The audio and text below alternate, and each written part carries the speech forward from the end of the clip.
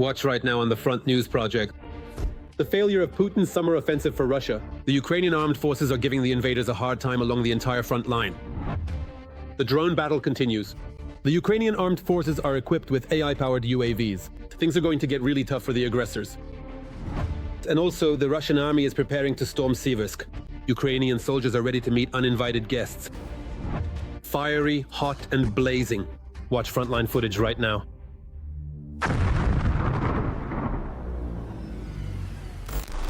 Hello, this is Volodymyr Tymoshenko with you, and we're starting right away with the most important news. The much-hyped Russian summer offensive has failed. This is now the conclusion not only of the American Institute for the Study of War, but also of our general staff. But at the same time, according to American experts, Russian generals are blatantly lying about their successes on the front to convince the West of their inevitable victory over Ukraine.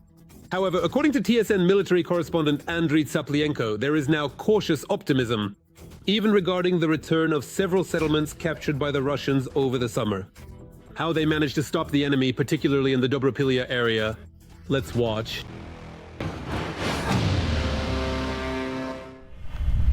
All right, we're ready for takeoff.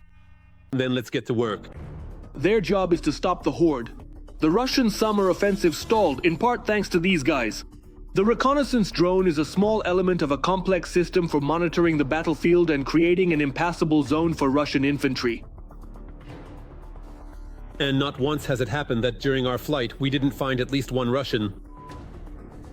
What you're seeing on the map now looks like a long snake-like tongue stretching 18 kilometers toward Dobropillya. Or rather, what's left of that tongue, because Ukrainian forces have almost completely cut it off at the root. The plan to bypass Dobropillya and encircle Pokrovsk has failed, but that doesn't mean the Kremlin has given up on it. We do have some success there. At the moment, I see the situation there as a tug-of-war, with the initiative shifting from one side to the other.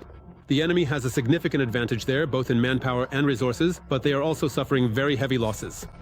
This was a well-fortified area of the Ukrainian forces' fortifications, but there were critically few people to hold our defensive line in this sector. That's why it quickly stopped being ours. It was taken by the occupiers.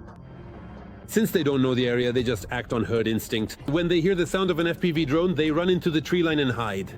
Now it's hard to retake the fortification, but the guys are trying to turn the lost stronghold into a trap for the enemy. In the Dobropillya area, where Ukrainian soldiers literally made superhuman efforts to eliminate the Russian breakthrough, this drone has just spotted another huge concentration of occupying infantry. Now it's heading back there again because whether the Ukrainian defenders can hold their positions depends on its work. Aerial reconnaissance from the border unit Phoenix has found a target. Now the operator of the strike drone will take care of reducing the enemy's manpower. The system is designed to minimize the time between detecting and striking the enemy. We fly beyond the line of contact into the enemy's rear. We find something, and at that moment our FPV drone is already approaching, which is why it's so effective. This kind of war has rendered armored vehicles ineffective. The enemy is switching en masse to motorcycles, trying to dash through the kill zone, or hopelessly crawling through it on foot, playing a deadly lottery with Ukrainian drones. Only this way do the disposable Russian soldiers have a chance to advance. 1, 2, 3 motorcycles are riding down the road and immediately turn into the tree line. In our case, I don't know about others, we made it because our FPVs had already taken them out in advance. Is it effective? We don't care. The main thing for us is that no one comes here.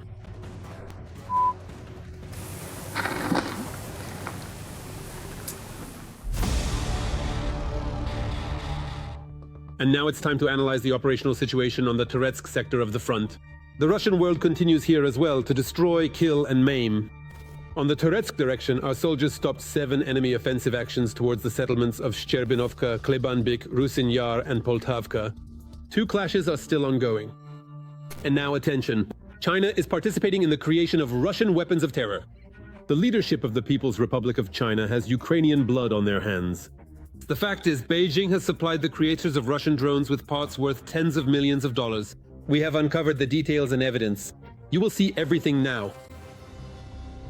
Beijing simply cannot refuse Putin. This is the conclusion reached by The Telegraph, after analyzing how China is actively supporting the Russians in their war of aggression against Ukraine. For just 1 year, from 2023 to 2024, the Chinese company directly supplied £47 million worth of components to Russian companies under sanctions. A quarter, or about 11 million, was spent on manufacturing.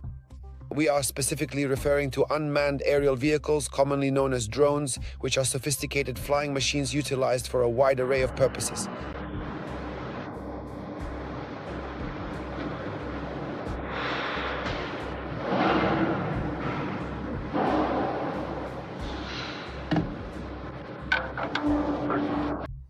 Sergei Flash, a Ukrainian military man specializing in military communications, has already published dozens of photos of Chinese parts found in Kyiv, whipped UAVs launched by Russians. Sometimes you can see inscriptions with the names of Chinese companies and manufacturers on the boards. Sometimes the Russo-Chinese markings bring a smile, like in this photo, for example. And recently, in the camera of a downed Gerbera drone, the military even found a video from a Chinese factory where its operation was being tested. Journalists from The Telegraph, together with Sayari, a risk and data analytics company, studied global trade data, specifically China's exports to Russia. Investigators found 97 suppliers from China who sent parts to the Russian defense industry. Among the top 5 recipients of aid from China were the Ural Civil Aviation Plant, Akhmetron, Putin Electronics Holding, and the company Radioline. In just 3 months in 2023, the Chinese company Ningbo Peak Cloud imported and exports sent aviation equipment and engines worth £3 million to Russia for the Ural Civil Aviation Plant, which is under sanctions for producing combat drones, including the Farpost, used to track troop movements and strike critical infrastructure. The Russian Harpy drone, for example, is equipped with Chinese engines manufactured by Xiamen Limbach Aircraft Engine. Production rates have increased significantly. In the first half of 2024, more than 2,000 drones rolled off the assembly line. Harpy, whereas previously Russia produced about 2,500 drones in an entire year.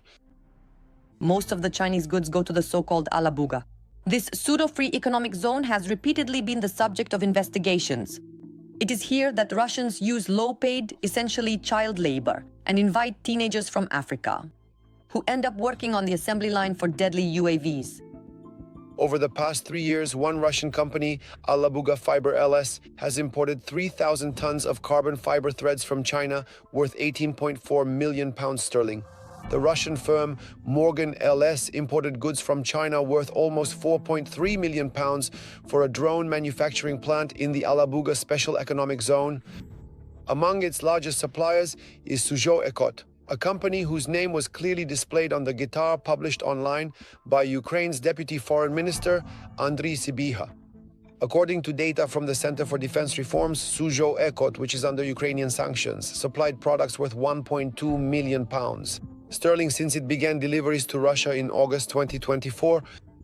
Investigators are convinced that the figure of £47 million sterling does not come close to reflecting the depth of cooperation between China and Russia, since the countries do not always provide accurate information in their trade invoices. Most likely this amount should be considered a minimum. Plus, we shouldn't forget about the vast land border between Russia and China, which is over 4,000 kilometers long. Both Russians and Chinese have an excellent opportunity to profit from smuggling goods.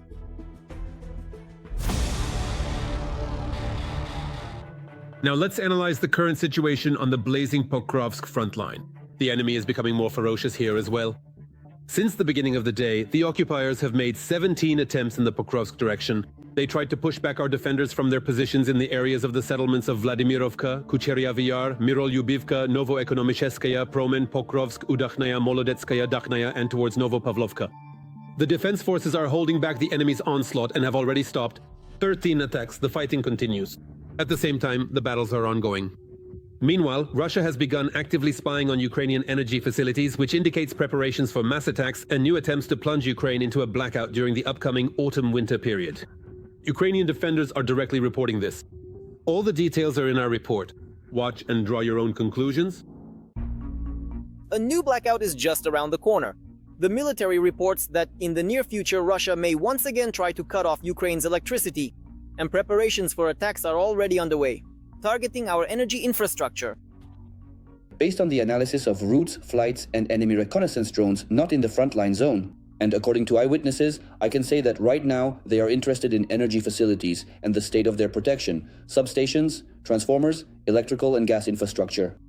This surveillance and route mapping can also be carried out using Shaheds and Gerans, which attempt to attack Ukraine on a daily basis. According to analysts, the cameras installed there have also recently become capable of transmitting information across the border. At the same time, their flights are now often recorded in close proximity to Ukraine's energy facilities, although for now, these are not their final targets. What are the possible ways of destruction? Is it possible to destroy or damage our energy system?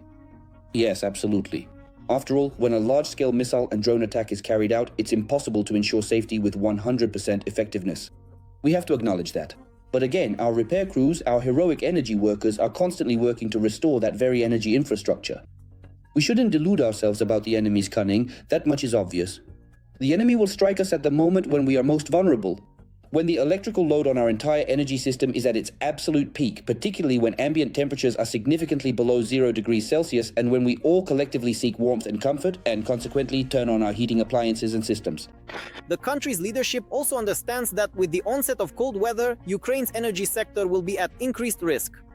President Volodymyr Zelensky has already warned about the threat and at the same time informed our partners so that the upcoming Putin terror does not come as a surprise to the West, and so that it brings real consequences for Moscow. Russia is planning further attacks on the energy sector, specifically regarding the Russian threat to the infrastructure of our nuclear power generation. In Ukraine, this information has been passed on to the Ukrainian energy ministers and the IAEA, and Mr. Vitkov, the Minister of Defense of Ukraine, has relayed the information to his counterpart in the United States. At the same time, analysts are also naming the reasons for such threats. The main one is the failure of Russia's summer offensive campaign. The attempt to break through the front and thus force Ukraine into peace has ended in complete failure. Now, once again, they will try to put pressure on the population. Even the most outrageous ones say, guys, they understand who is bombing, who is blowing up substations, who is striking at the thermal power plants.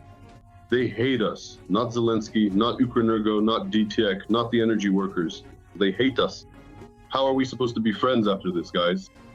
Is it finally starting to sink in for you? We're not stupid. We know who's to blame for our troubles. Another reason given for possible winter strikes on the energy sector is that later Putin simply won't be able to carry out terror.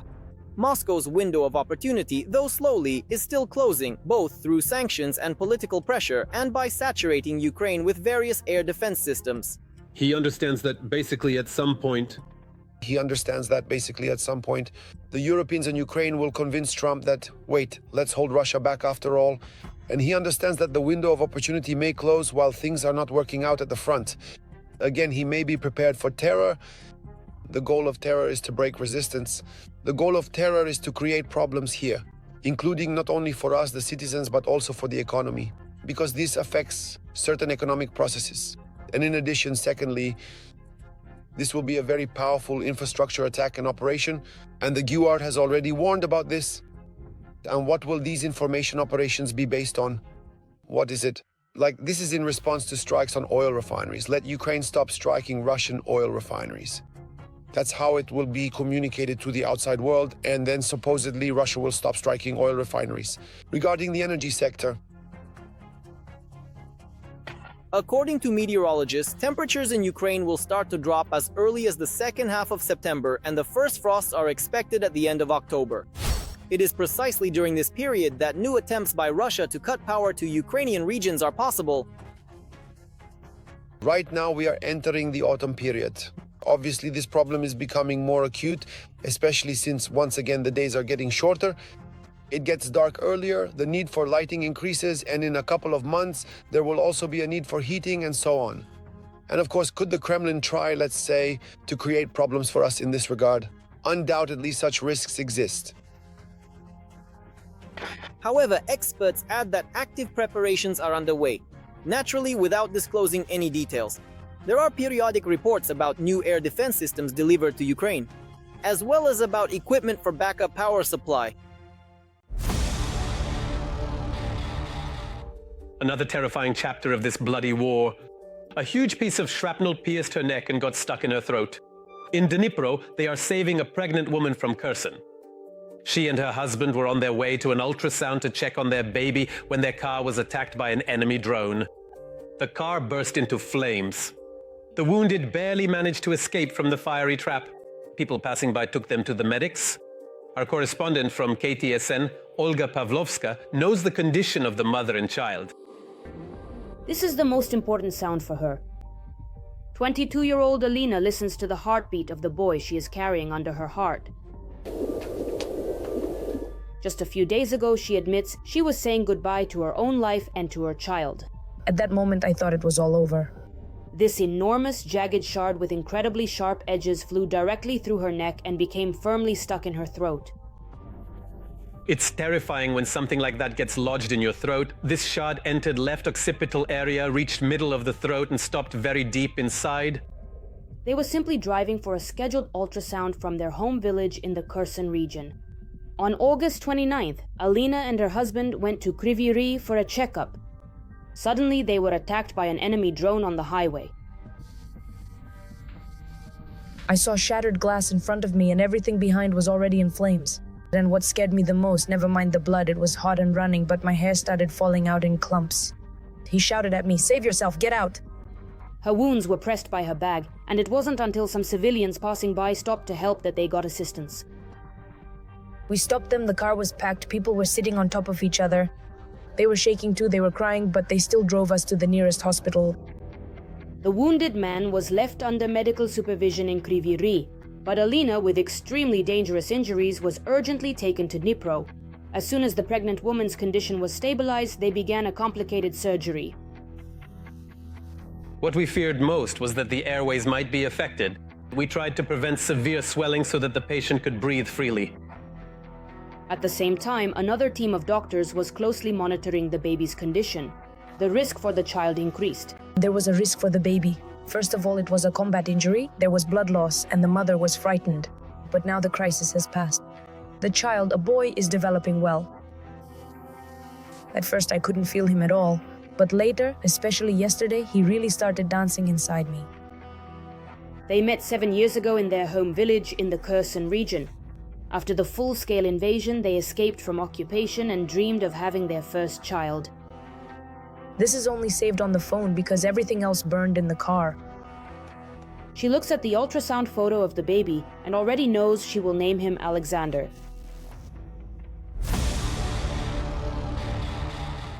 Well then, now let's move to the Seversk direction of the front. Putin's army is up to its usual tricks here as well. In the Seversk direction, the defense forces repelled 7 enemy attacks near Hryhorivka and towards Yampol, Dronivka, Seversk and Vyemka. 3 clashes are still ongoing.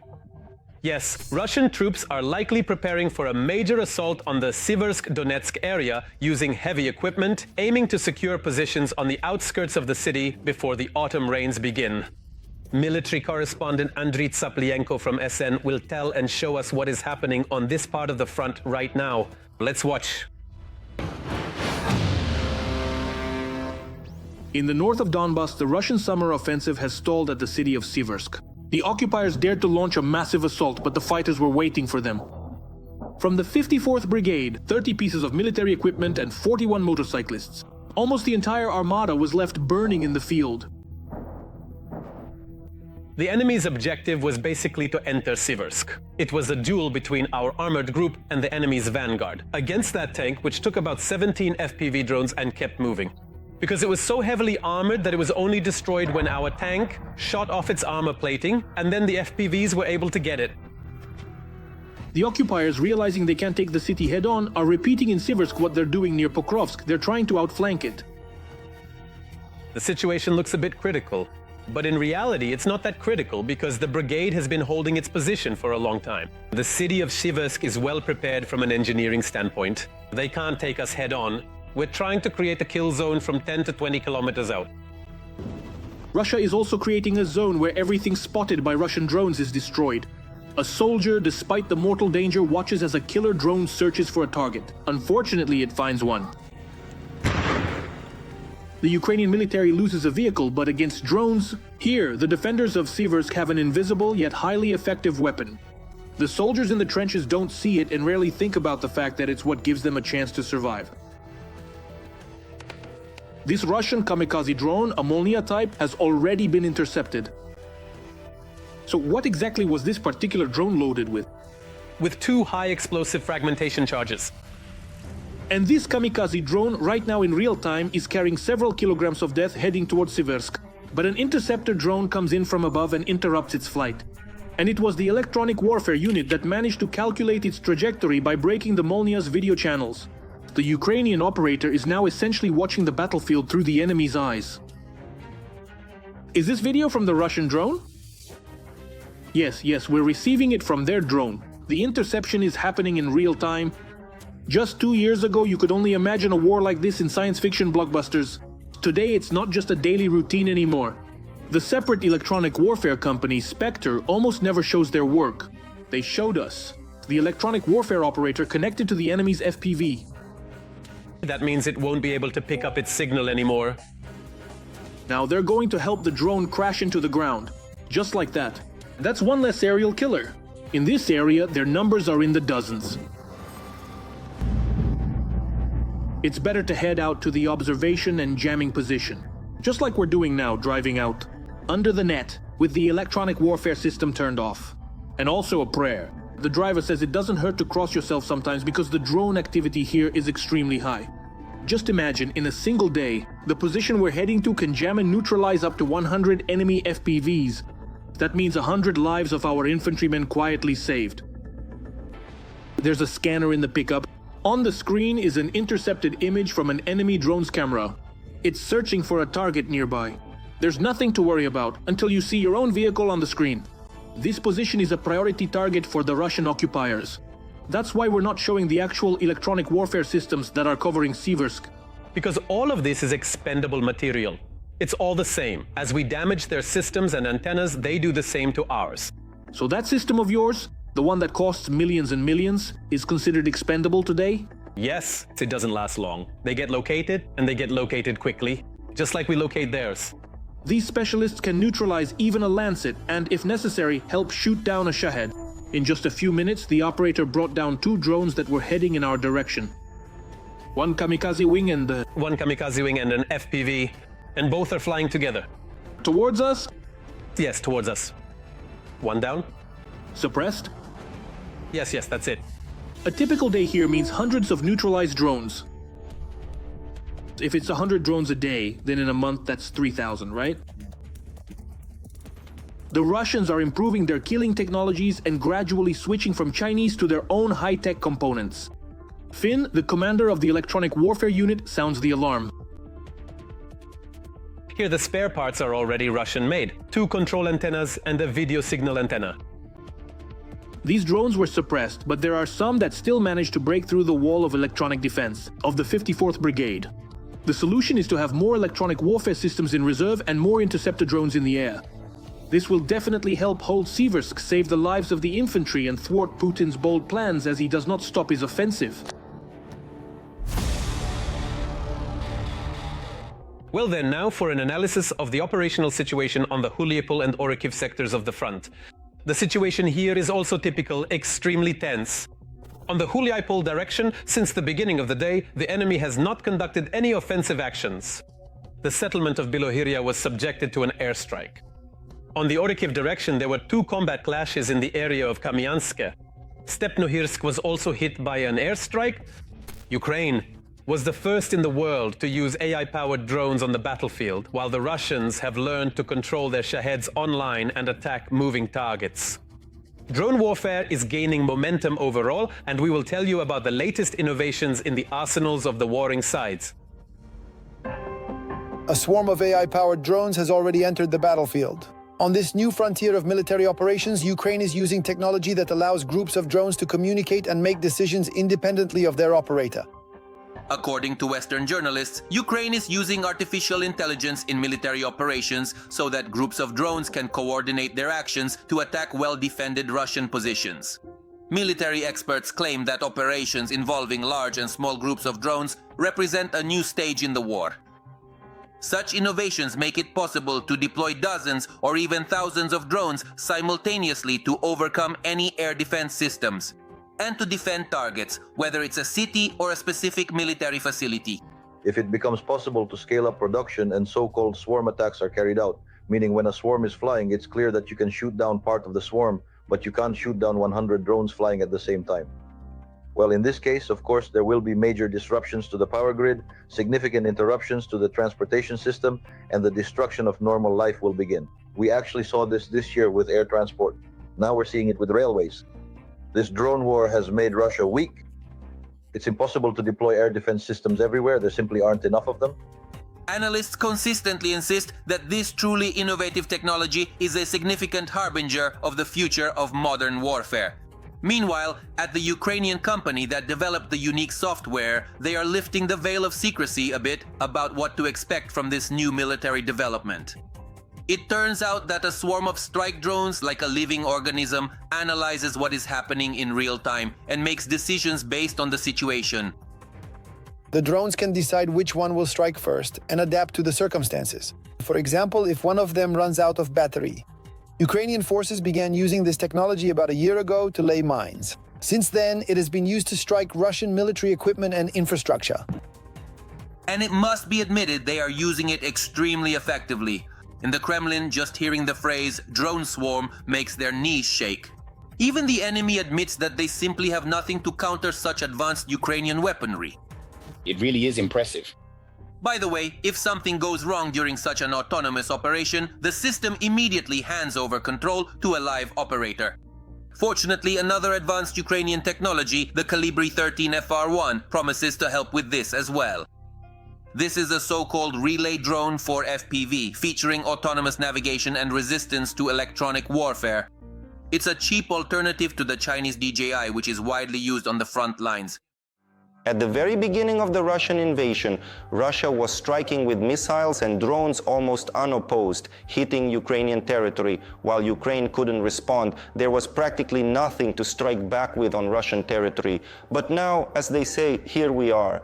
Now Ukraine has drones that are taking out Russian industry. Ukraine has acquired long-range missiles as well, but as Putin says, the special military operation is going according to plan. Apparently, this is part of the plan too. The new domestically produced UAV is not just a drone, it's an entire system that includes 2 relay carriers, a ground control station, and additional antennas. This approach makes it possible to maintain a stable communication channel at the tactical level. The drone's design is modular, which allows for quick replacement of damaged components right on the battlefield. Among the advantages of the Ukrainian Kalibri are its resistance to strong winds, low temperatures, and its ability to operate effectively, both during the day and at night.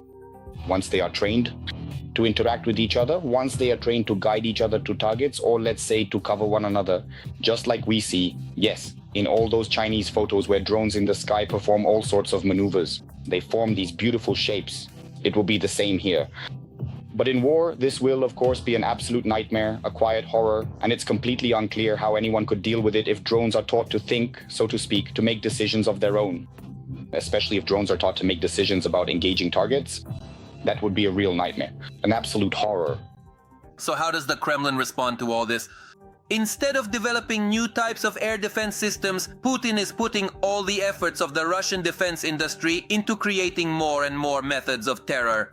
In particular, they are actively improving their Shahed drones, training them to strike residential buildings of peaceful Ukrainians as accurately as possible. This unpleasant news for us was recently shared by a military radio technology specialist with the call sign Flash. According to him, Russian mopeds have recently become much more dangerous and deadly. A fresh discovery just now. Look at the antennas installed on the edges of the wings. Unfortunately, unlike with the Garan drones, we can't find the modems and cameras. They are dismantled and burned. For those who don't know, this is a new version of the Shahed drone, which can be controlled online from Russia. It can conduct reconnaissance and even attack moving targets. However, it's worth giving credit. The Ukrainian defense industry began working on improving Ukraine's air defense system long before this. Staying ahead of the enemy, our engineers are already actively developing our own version of HIMARS. The foreign missile system has proven its effectiveness on the battlefield with high accuracy and the ability to operate at long distances. That is exactly what we need for Ukraine. Having our own counterpart to American weaponry means not only reducing dependence on supplies from allies, but also the ability to adapt the system to modern warfare conditions and the specifics of combat operations. For now, the technical specifications of the Ukrainian system are not being disclosed. However, experts suggest that we are talking about a wheeled platform with high mobility capable of launching guided missiles at distances of hundreds of kilometers. So, it's high time for the occupiers to start preparing for new ones. Surprises from the Ukrainian armed forces. That's all for today, but very soon on the Front News program, new unique reports from our journalists in the hottest spots of the war, obtained so that you know the truth. This was Volodymyr Tymoshenko with you. Take care of yourselves and your loved ones.